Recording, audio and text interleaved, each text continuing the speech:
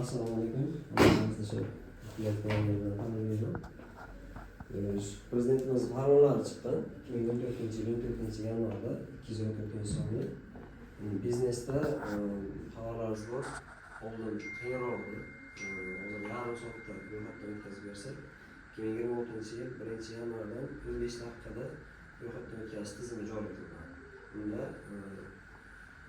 o'sha birdaniga bir vaqtni o'zida kassa apparati registratsiyasi birdaniga ketadi. O'sha zaявка berish, yangi kassa apparat olishga zaявка berish va birdaniga soliq tizimida ro'yxatga qo'yish. Keyin YTTdagi firma nomini berish joriy qilinadi.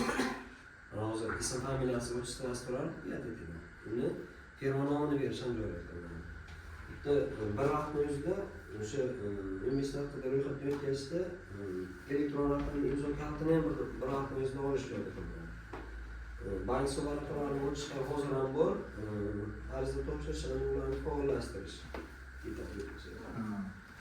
Ayrim faoliyat turlari bo'yicha litsenziya ruxsatnoma olishga ariza yoki xabarnoma yuborish tizimi joriy qilinadi. Birdaniga o'sha ochildimi firma, misol uchun alkogolga litsenziya olmoqchi. Birdaniga o'sha kassa apparati registratsiyasi hammasi birdaniga hammasi zaявка birdaniga ketadi. Ko'chmas mulk ijara shartnomasini rasmiylashtirish. Bu xizmat ham qo'shiladi. Bu kompozit xizmat deyiladi, o'zi nomi. Bu yerda hozir 8 ta xizmat o'sha bitta firmani ochish hisobiga 8 ta xizmatni kompozit xizmat sifatida qo'shib oladi. Shu joriy qilinadi 1-yanvardan 15 daqiqada. Yana bitta savolim bor. Do'konimga ko'p boradi, soliqdan boradi, birovdan siz yaqinmisiz, firmamizda so'rab ketadi. Men firma masalan nimashib ketadi.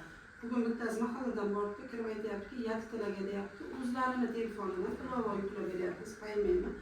O'zlari solig'ini ham, hisobotini ham hammasini o'zi qiladi deyapti. Firmalar ham shunaqa bo'lsa bo'lmaydimi? Firma soliq tizimi bo'yicha mutaxassisimiz bormi? Misolimizga.